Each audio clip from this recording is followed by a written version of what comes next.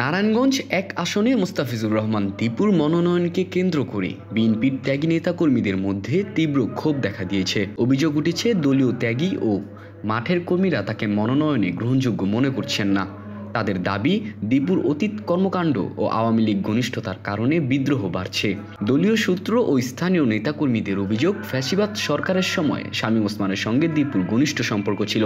এমনকি শামীম ওসমানকে ফ্ল্যাট উপহার, ব্যবসায়িক পার্টনারশিপ এবং জুলাই অভ্যুত্থানের পর ওসমান পরিবারকে নিরাপদে সীমান্তে পৌঁছাতে সহায়তার অভিযোগও তাদের মুখে মুখে ঘুরছে।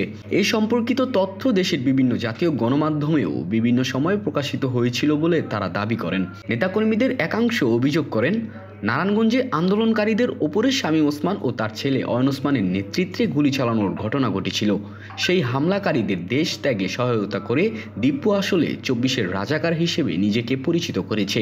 সন্ত্রাসী, মাদক চক্র ও খুনের ঘটনায় অনুসারীদের সম্পৃক্ততার অভিযোগ। দলীয় নেতাকর্মীদের অভিযোগ, জুলাই অভ্যুত্থানের পর দীপু আওয়ামী সন্ত্রাসীদের মত দিয়েছেন এবং রাজনৈতিক আধিপত্য বজায় রাখতে মাদক ও সন্ত্রাসী চক্রকে প্রভাবিত করেছেন বলে তারা দাবি করেন।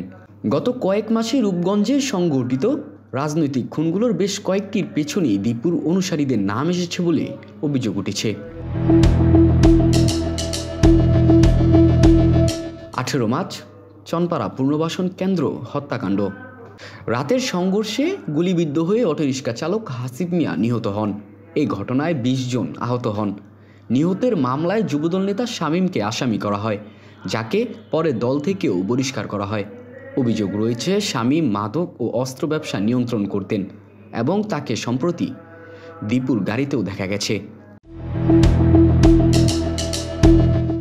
11 এপ্রিল দাউদপুরে যুবদল কর্মী শান্ত সরকার খুন। ব্যবসায়িক বিরোধের জেরে সংঘর্ষে শান্ত সরকার নিহত হন। এই ঘটনায় দীপুর অনুসারী হিসেবে পরিচিত যুবদল নেতা আসাদ ফকিরের নাম ওঠে।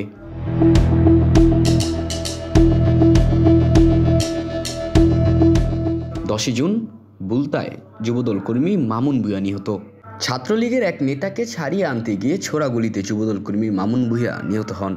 এই ঘটনায় ছাত্রদল নেতা জাহিদুল ইসলাম বাবুকে গ্রেপ্তার করে র্যাব। ক্ষুব্ধ তৃণমূলের দাবি, টানা এসব ঘটনার কারণে বিএনপির তৃণমূলের বড় অংশ দীপুর মনোনয়নের প্রশ্নে ক্ষুব্ধ প্রতিক্রিয়া জানাচ্ছেন।